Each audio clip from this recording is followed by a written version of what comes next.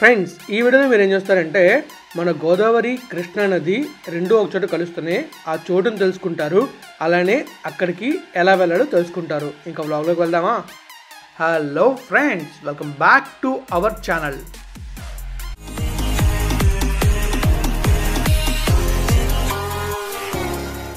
Friends, ఆ రెండు నదులు కలుస్తున్నాయి కదా, కృష్ణా గోదావరి. ఆ నదులకు వెళ్ళడానికి నేనైతే విజయవాడలో రెంటెడ్ బైక్ తీసుకున్నాను.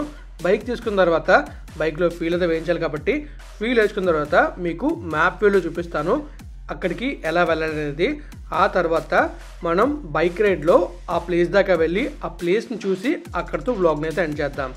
బైక్ అంతా చెక్ చేసుకుని నేనైతే రెడీ అయిపోతున్నాను రైడ్కి. సో ఇప్పుడు మనమైతే ఎగ్జాక్ట్గా ఎక్కడున్నా ఉంటే మన విజయవాడలో పీవీపీ మాల్ ఉంది కదా, పీవీపీ మాల్ దగ్గర రాయల్ బ్రదర్స్ అనే రెంటెడ్ బైక్స్ ఉంటాయి, అక్కడ ఉన్నాను. అక్కడే నేను బైక్ తీసుకొని పెట్రోల్ వేయించడానికి పెట్రోల్ బంక్ అయితే వెళ్తున్నా. పెట్రోల్ బంక్ వెళ్ళిన తర్వాత ఫ్యూల్ అప్ చేసిన తర్వాత మనమైతే ఇంక వెళ్ళిపోవటమే ఇబ్రహీంపట్నం. ఎందుకంటే ఇబ్రహీంపట్నం దగ్గరే ఈ గోదావరి నది, కృష్ణా నది, ఈ రెండు నదులు కలుస్తున్నాయి. మరి ఇంకా ఫ్యూల్ అప్ చేసుకుని వెళ్ళిపోదామా?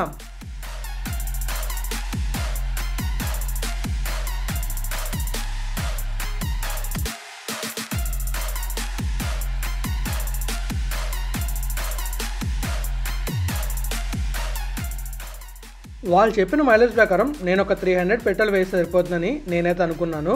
సో 300కి అయితే ఫీల్ అప్ చేశాను. ఫీల్ అప్ చేసిన తర్వాత ఇంకా బైక్ తీసుకుని ముందుకైతే వెళ్ళిపోయాను. ఇప్పుడైతే మనం మ్యాప్ వ్యూలో చూద్దాం ఎలా ఎక్కడికి వెళ్ళాలని చెప్పేసి. మనం వెళ్ళేది ఇబ్రహీంపట్నం. ఇబ్రహీంపట్నం దగ్గరే ఈ గోదావరి నది అలానే కృష్ణా నది రెండు నదులు కలుస్తాయి. అలానే అక్కడ ఒక థర్మల్ ప్లాంట్ కూడా ఉంది. మీకైతే నేను రెండు నదులు కలుస్తున్నాయి కదా, ఆ సంగమాన్ని చూపిస్తాను, అలానే అక్కడికి ఎలా వెళ్ళాలని చూపిస్తాను. మనమైతే ఇప్పుడు విజయవాడలో ఎంజీ రోడ్లో ఉన్నాం. ఈ ఎంజీ రోడ్ నుంచి అలా మనం నేషనల్ హైవే 65కి వెళ్ళాలి. అక్కడ నుంచి స్ట్రైట్ హైవే వెళ్ళిపోయామంటే ఇబ్రహీంపట్నం వెళ్తాం. మ్యాప్ వ్యూలో చూసుకుంటే మనమైతే ఎంజీ రోడ్లో ఉన్నాం. ఎంజీ రోడ్ నుంచి అలా కనకదుర్గ ఫ్లైఓవర్ కింద నుంచి స్ట్రైట్ హైవే వెళ్ళిపోయామంటే నేషనల్ హైవే 65లో కలుస్తాం. ఆ మధ్యలో మనకి భవానీపురం వస్తుంది. భవానీపురం తర్వాత గొల్లపూడి తర్వాత అలా మనం ముందుకు వెళ్ళామంటే మనకి గుంటుపల్లి వస్తుంది. గుంటుపల్లి తర్వాత తొమ్మలపాలెం వస్తుంది. తొమ్మలపాలెం తర్వాత ఇబ్రహీంపట్నం వస్తుంది. మీరు ఇక్కడ అబ్జర్వ్ చేయొచ్చు, కృష్ణానది పక్కన కనిపిస్తుంది. అక్కడ ఒక లైన్లో వస్తుంది కదా, అదే పోలవరం రైట్ మెయిన్ కెనాల్. అక్కడ నుంచే గోదావరి నీళ్ళు వచ్చి కృష్ణానదిలో కలుస్తున్నాయి. ఇప్పుడు మనమైతే స్ట్రైట్ అవే ఎంజీ రోడ్ నుంచి ఇబ్రహీంపట్నం దాకా వెళ్ళి ఆ నదీ సంగమాన్ని చూద్దాం. మ్యాప్ వ్యూ చూసారు కదా, మనకి మ్యాప్ వ్యూలో మొత్తం 18 కిలోమీటర్లు వచ్చింది. నేను వెళ్ళే దారిలో చిన్నగా కన్ఫ్యూజ్ అయ్యి కాంప్లెక్స్లోకి వెళ్ళి మళ్ళీ బయటకు వచ్చి అప్పుడు కనకదుర్గ ఫ్లైఓవర్ ఉంది కదా, ఆ ఫ్లైఓవర్ కింద నుంచి నేషనల్ హైవే 65లో మెర్జ్ అయ్యాను. యాక్చువల్గా మనం కాంప్లెక్స్ నుంచి వెళ్ళామంటే నేషనల్ హైవే 65లో మెర్జ్ అయిపోవచ్చు. కానీ అక్కడ ప్రాబ్లం ఏంటంటే నేను దారి మర్చిపోయాను. దారి మర్చిపోవడం వల్ల స్ట్రైట్గా వెళ్ళి కనకదుర్గ అమ్మవారి ఫ్లైఓవర్ ఉంది కదా, ఆ ఫ్లైఓవర్ కింద నుంచి వెళ్ళి నేషనల్ హైవే 65లో మెర్జ్ అయ్యాను. సో మీరైతే ఇప్పుడు నేను వెళ్తున్న దారిని అయితే చూస్తారు. నేను వెళ్ళింది ఆఫ్టర్నూన్ టైంలో ట్రాఫిక్ అయితే ఈ విధంగా ఉంటుంది విజయవాడ ఎంజీ రోడ్లో.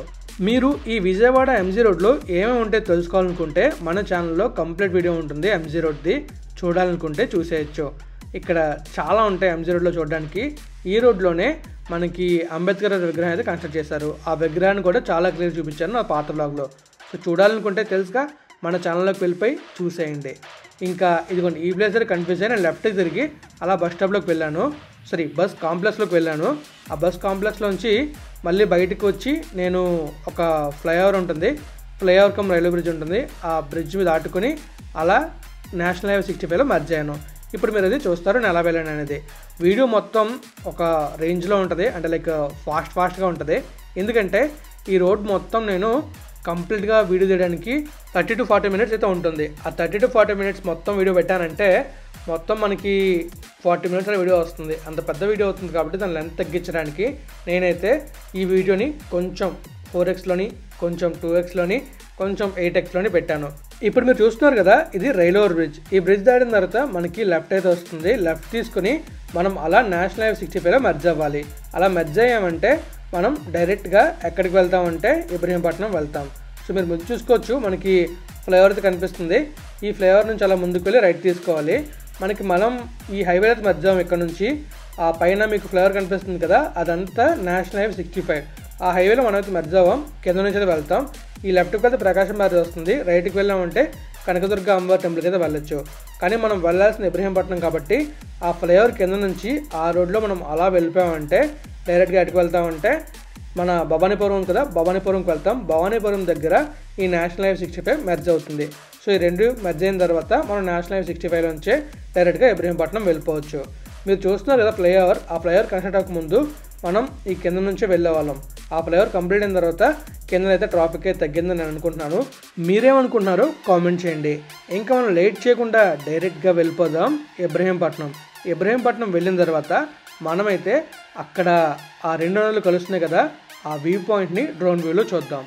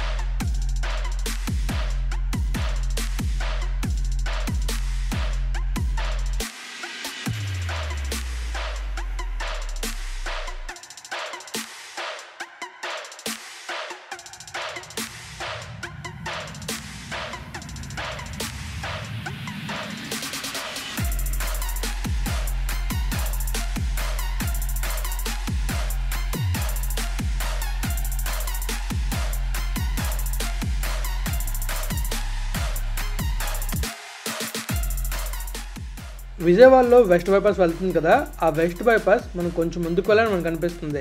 ఇక్కడ మీరు చూస్తున్నారా ఫ్లైఓవర్ కనిపిస్తుంది, ఈ ఫ్లైఓవర్ దగ్గర నుంచే విజయవాడ వెస్ట్ బైపాస్ వెళ్తుంది. ఇక్కడ నుంచి లెఫ్ట్ తీసుకుంటే 3 కిలోమీటర్స్ కొత్తగా బ్రిడ్జ్ అయితే కనెక్ట్ చేస్తున్నారు కృష్ణానది పైన. ఆ వీడియో కూడా మీరు చూస్తారు. రైట్కి వెళ్ళామంటే చిన్నవటిపల్లి వెళ్తాం ఈ హైవేలో, అదే మన విజయవాడ వెస్ట్ బైపాస్లో. సో ఇంకా మనమైతే ఇబ్రహీంపట్నం వెళ్ళి ఇబ్రహీంపట్నం దగ్గర ఆ రెండు నదుల సంగమాన్ని చూసేద్దాం.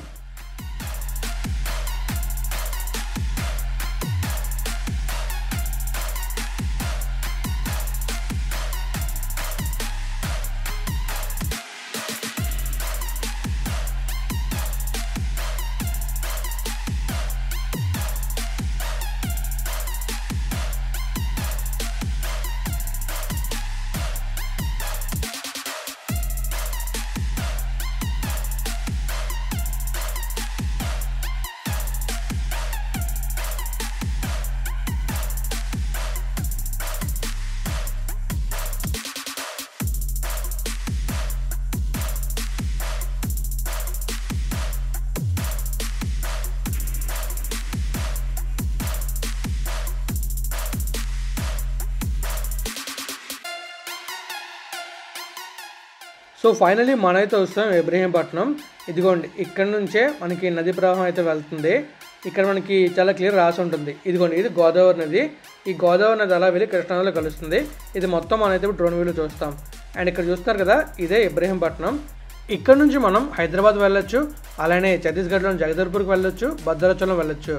మనకి లెఫ్ట్లో వే కనిపించింది చూసారా, అలా వెళ్ళామంటే డైరెక్ట్గా హైదరాబాద్ వెళ్ళిపోతాం. ఇక్కడ స్ట్రైట్ అవే వే చూసారా, ఆ స్ట్రైట్గా వెళ్ళామనుకోండి మనం తిరువూరు, భద్రాచలం, జగదల్పూర్ వెళ్తాం. సో ఇంకా మనం వెళ్ళాల్సింది చూడాల్సింది ఏంటి, మన గోదావరి కృష్ణా రివర్ కలవడం. సో అందుకని చెప్పి నేను ఇబ్రహీంపట్నం దాకా వచ్చి యూటర్న్ తీసుకుని వెనక్కి వెళ్తున్నాను. ఈ లెఫ్ట్లో చూస్తున్నారు కదా, ఇదే గోదావరి నది అలా వెళ్తుంది. ఆ ముందు మీకు కనిపిస్తుంది కదా, అదే థర్మల్ ప్లాంట్ లెఫ్ట్లో కనిపిస్తుంది కదా, అది. సో ఇంకా ఇక్కడ నుంచి మీకు నేనైతే డ్రోన్ వ్యూలో గోదావరి నది కృష్ణా నది ఎలా కలుస్తున్నాయో చూపిస్తాను. నిన్నటి వ్లాగ్లో మీకు పోలవరం రైట్ కెనాల్ చూపించినప్పుడు ఈ వీడియో చూపించాను. సో మీరు ఆ వీడియో చూస్తే ఇంకా క్లియర్గా మీకైతే కనిపిస్తుంది. ప్రజెంట్ మనం దాటుతున్న ఈ బ్రిడ్జ్ అయితే ఆ కింద నుంచి వాటర్ వెళ్తుంది కదా, అది కృష్ణానది నుంచి వెళ్తున్న నీరు థర్మల్ ప్లాంట్కి. సో ఇప్పుడు మీరైతే డ్రోన్ వ్యూలో చూస్తారు ఈ కృష్ణా నది అలానే గోదావరి నది రెండు నదులు కలుస్తున్నాయి. ఇప్పుడు చూస్తున్నారుగా ఆ కింద నుంచి వాటర్ అలా వెళ్ళి ఆ కృష్ణా నదిలో కలుస్తున్నాయి. సూపర్ కదా, వ్యూ అయితే చాలా బాగుంది. మీకు ఎలా అనిపిస్తుందో కామెంట్ చేయండి.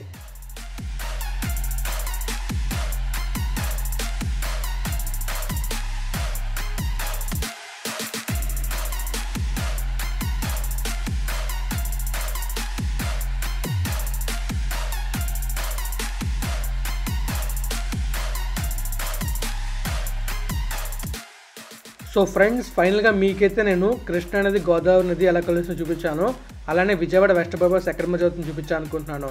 సో ఇంకా ఈ వ్లాగ్ నేనైతే ఎండ్ చేస్తున్నాను. మీకు కనుక వ్లాగ్ నచ్చితే లైక్ చేయండి, మీ ఫ్రెండ్స్ వాళ్ళకి షేర్ చేయండి. ఇప్పటిదాకా మన ఛానల్ సబ్స్క్రైబ్ చేసేయండి. And always have a safe and happy drive. Thank you, take care, బాబాయ్, హ్యావ్ ఏ నైస్ డే.